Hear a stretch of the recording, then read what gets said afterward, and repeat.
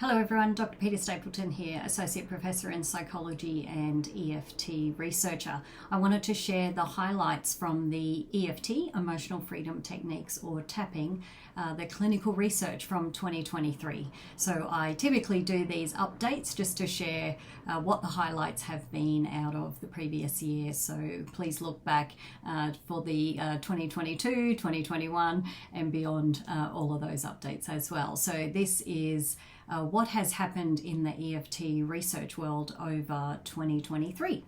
I do have notes now that normally indicates there's so much research I can't keep up with it. So this is a summary, it's the major research. There will be lots of other trials that will have been published along the way, and I would encourage you to go and have a look at those as well. Probably the most major thing that my research team at Bond University in Australia did over 2023 was we conducted a second systematic review and meta-analysis of clinical EFT for post-traumatic stress disorder. And that publication was actually done in order to do the evaluation using certain criteria, the Tolan criteria, for the American Psychological Association to evaluate clinical EFT for PTSD to be listed as evidence-based. Now, that was actually submitted in January of 2023. We did hear in late January just for some updates and changes that they requested, which of course our team did and resubmitted. And in March 2023, we actually got notice that the criteria was going to be changed. So the publication, which is listed below in the notes, which we did publish, the updated meta-analysis indeed showed EFT for PTSD was not only statistically significant and obviously was superior in effect size to things like a waitlist control group, that type of thing. But it actually showed, and I'm looking at my statistics here, that compared to active control groups such as cognitive behavioral therapy, EMDR, things like that, the effect sizes were equivalent, meaning EFT got the same results as those, but obviously compared to waitlist, usual care, no treatment, the effect size was very large. So we did publish that, the link is below, but the report that was submitted, of course, is on hold at the present moment. The APA Division 12 advised us that they were doing a full review of the criteria, and we knew when we submitted it was only the third submission that had been made against these new criteria that had been out for about 7 or 8 years. So not many other therapies, CBT included, had actually been evaluated against the most up-to-date criteria. So we still wait, we still sit and hope to hear. We have had several check-ins over 2023 to see whether or not those criteria had been updated or even released, and the answer at the moment is not yet. So here's to hoping 2024 might actually give us some outcomes there. So that paper is below, that updated meta-analysis. There's now 2 published meta-analysis on clinical EFT for post-traumatic stress disorder, and both of them actually did show obviously large effect sizes there. So that's fantastic. My team also completed the chronic pain trial that we were running. One aspect of that had already been published, the functional MRI aspect, where we did do fMRI scans pre and post a 6-week chronic pain intervention, obviously clinical EFT, but the 6-month paper is now under review, so it has 6 months follow-ups, and we did actually publish along the way some outcomes just based on our chronic pain sample and things like PTSD symptomology but adverse childhood experiences. So you can actually see those links below. Some of those have been published, and we will keep you up to date as to some of our other trials. I'm thrilled to say we completed the first primary school trial using EFT in Brisbane, Australia in 2023. Now that just finished in December, so in 2024 we will be analysing that data, so that's very exciting. We have a comparison, so we had some primary schools using a meditation as a daily 10-minute event for the whole of the term, so that was a 10-week term, and we also had a primary school that were just using EFT as a daily intervention. They were videos to start the day, again, every day for 10 weeks. So I'm going to look forward to sharing that information with you. We conducted a first pilot study of obsessive compulsive disorder, so OCD, using clinical EFT with EFT trainer Joan Kaler in the USA, and that gave us some results. We were looking just at a very small group to ascertain what it was that we wanted to actually achieve in that trial. So we did find some statistically significant outcomes, and we will actually be seeking funding in 2024 to continue that OCD research. So that's exciting for us. One of my PhD students completed our clinical EFT pilot group feasibility study for her PhD, Abby Lawless, look out for her name, and she was looking at EFT to improve pitch accuracy in musicians, which was an exciting new trial and was supported by one of our EFT trainers, Michelle McCosker. So that's very exciting. I was also thrilled to present in early 2023 a keynote, which is here on my YouTube channel, about the primovascular system, the research that has come out there indicating that perhaps the meridian system in the body is actually a physical vascular system, not so much energetic as we once used to talk and explain about EFT. So I encourage you to go and have a look at that keynote. There's lots of research articles underneath that. So that's very exciting. So that's come out of our team as well as some other bits and pieces, but I want to share with you now really what has come out in 2023 as major EFT publications. These are in no particular chronological order, and all of the links for these papers are below.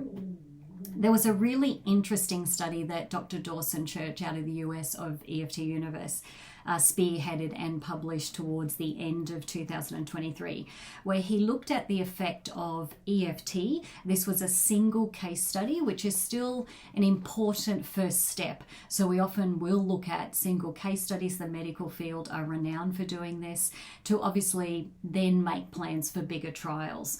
So this one was a randomized control trial, and they actually looked at what we called seed bioassays. So let me tell you a little bit about that.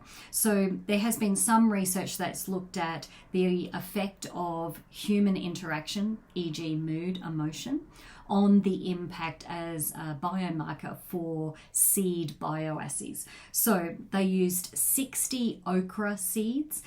They randomly assigned them to 3 different groups. Group 1 actually were an uncontrolled group. Group 2 were 15 minutes, and it was this was the single case study, a 42-year-old female patient who had major depressive disorder. So that was her diagnosis. And group 3 were just, again, another group that held a clipboard. So this is how they did it. They held a clipboard with those seeds sticky taped on the back of them just while they filled out a questionnaire around depression. So the first group held a clipboard and actually did nothing. The second was a clipboard that was held by the patient with major depressive disorder. And the third was a group that just filled out a depression questionnaire, but again, the seeds were taped onto the back. Now, none of the people in the 3 groups knew that these seeds that were tiny were taped onto the back. So the woman who obviously was in the intervention group had a 2-hour treatment session of clinical EFT. Obviously, they had a look at her before and after filling out of her measures for symptomology, and there were 20 seeds on each of those, so the 60. Then what they actually did was allow the seeds to germinate, and they had a look at them over 12-hour intervals, so it was 72 hours, and then had a look at how many of those seeds germinated.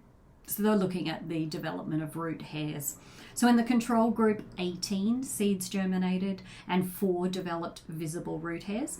In the group, obviously, of the woman who had the EFT intervention, it was before she filled out the questionnaire. So there was 1 germination and 14 developed hairs.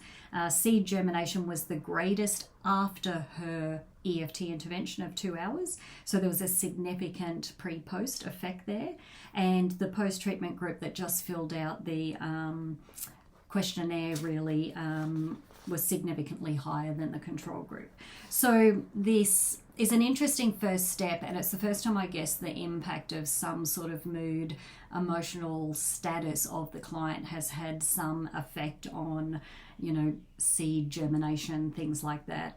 So there is already published literature that human emotions can affect seeds and then obviously growth through proximity, and maybe electromagnetic fields might kind of explain some of that. So an interesting biomarker and something to watch in the future, and I'm sure Dawson Church will publish more on that. So the link is below if you want to read that in a little bit more depth. An interesting study came out of Turkey, and we're seeing lots of EFT research now come from all over the world. So rather than being localized perhaps to Australia and the US and the UK, we're now seeing lots of exciting research. This one was the effect of EFT for patients, and it was before they actually had some surgery, and it was on surgical fear and anxiety. Again, a randomized controlled trial. So they had a group that obviously were having a certain laparoscopic, I'm not going to get that right, but the link is below.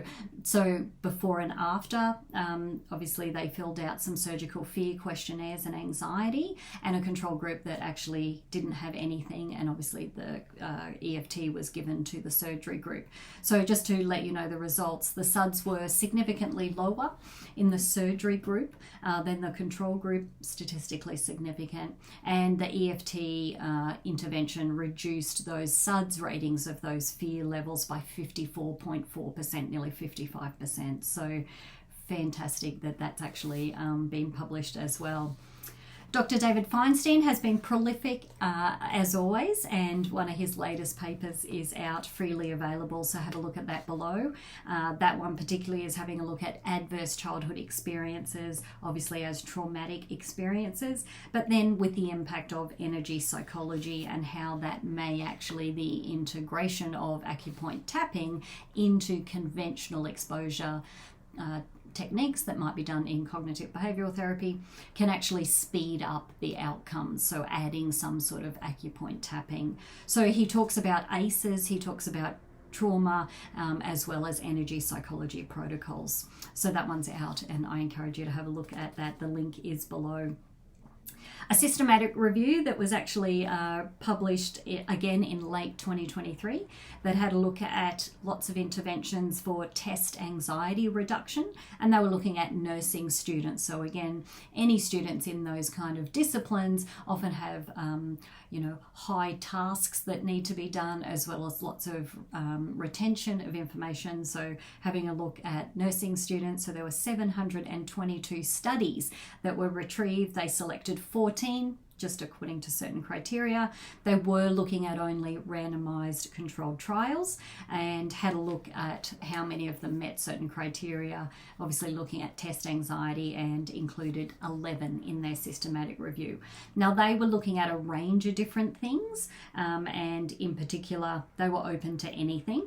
So everything from hand massage, aromatherapy, music therapy, confidence training, animal assisted intervention, guided imagery, and EFT. So that's why I'm obviously flagging it. EFT in this particular systematic review was found to be effective in reducing test anxiety there in lots of the studies that were included. So they do recommend that EFT is an effective tool to reduce stress and anxiety, and it was a similar finding for other interventions that reduced it as well. So that link is below so that you can actually have a look at that one as well. So let me keep going just so that I can actually find you some new ones. So that was our nursing one, which was fantastic.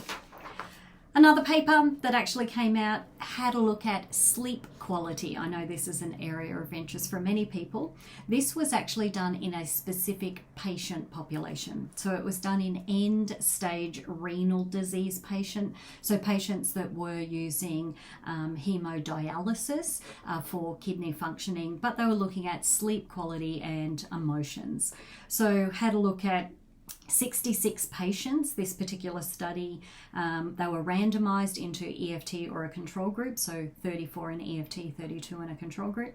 And the intervention group, EFT, received 12 weeks of EFT. So both groups obviously completed hospital anxiety depression scales, sleep quality scales. They had a look at any weight gain to do with the hemodialysis before and after, and then obviously looked at all the analysis there and included in-depth interviews with patients. So that was really exciting too. So they found there were statistically significant differences between the two groups after their 12 weeks of EFT for anxiety, depression, sleep quality, sleep duration, daytime dysfunction, and their overall sleep quality total score. The anxiety and depression of the EFT group after the intervention was significantly lower than the control group, and that for patients over 65, weight gain was lower in the EFT group than the control group. So interesting, because we've done obviously our own 12 years worth of research in the weight area here in Australia with EFT. Weight gain was higher in patients over 65 than in patients under 65, but just for the control group. So there were some differences in age for the control group there. So there's something about aging in this group with the nature of their intervention and weight gain control. It appeared though that the older elderly people did benefit more from the EFT intervention, just in terms of improved obviously sleep and those kind of weight management and things like that. So that's exciting. Now they were interviewed, so most patients agreed or strongly agreed that EFT was very easy to learn and that they didn't have any difficulties, so that was exciting. They were willing to keep practicing it, and the 5 kind of themes that they found were feasibility, acceptability of EFT. They really liked the affirmation statement of stating how they felt, and benefits, support and trust was part of that process. So in end-stage patients with renal disease, the authors concluded that EFT can reduce anxiety and depression, enhance sleep quality, and improve their physical condition. So that's exciting. So again, that one is below so that you can actually have a look at it.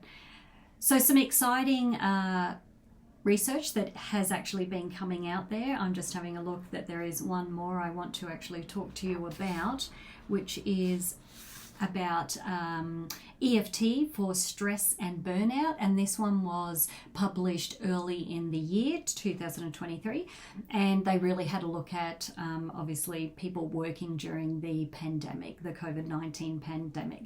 So they actually were having a look at nurses who were working with patients and students in those settings, and they were looking at work hours, shift work, things like that. The authors wrote about EFT as a burnout holistic practice that could actually within minutes relieve some of those symptomologies. So they actually outlined some websites and tutorials within that review article, which is really exciting, just because they could actually give people something practical there. So do have a look at that link below as well, just because there's some really nice practical information that's actually in there. Now, lots of other research has been published, including some of my own throughout the year, but that's some highlights just about different areas that we're seeing come out now, rather than just perhaps stress and anxiety, things like supporting patients, with end-stage renal disease, nursing students, systematic reviews, those kind of things, which of course is all going to make the evidence even more profound in how EFT can help so many different things. What has my team got coming up in 2024? And some of these links will appear below when they're ready. We are replicating Dr. Carol Look's eyesight trial. I can tell you that is almost ready for me to hit send and launch, so that at this stage we'll be launching on the 1st of February 2024, so you can directly access that program free of charge. It is a clinical trial of 8 weeks, so it does require you to fill out some questionnaires, and obviously it's about vision impairment and improvement and eyesight, so we will be asking people to fill out questionnaires around that, as well as use an eye chart, that kind of thing. It is 100% self-paced, and it is online and video delivered. So you can log in, and of course, if you do register for that, you'll get reminder emails. So that one is there and available all year for people to access and even revisit. Like I said, we are attempting to run our OCD trial again. So we are currently seeking some funding. So we'll hear about that. And we have done some preliminary partnership conversations with the Olivia Newton-John Foundation here in Australia. So we are shaping up some cancer trials, not only for patients, but for staff as well as carers in that space. So that's something else that's going to be happening at our end. Of course, our energy psychology collaboration with the Association for Comprehensive Energy Psychology is still out there. So if any practitioners want to participate and have their clients participate using a range of energy psychology techniques, the link is below so that you can actually, that's a rolling trial that you can keep using and accessing with everything there confidential on a secure platform. So that would be wonderful if you can help us out, because we'll just be able to give you back the information about those techniques and how they actually work out in the research realm. So I hope that's been a nice summary and just an update for you as to what really was coming out in 2023. Keep an eye on any of the social media pages that I host, because we tend to release papers in full as they come out through the year as well. So I'm looking forward to another wonderful year in the EFT research world. And of course, if you ever want access to anything, just reach out and we'll be able to help you out.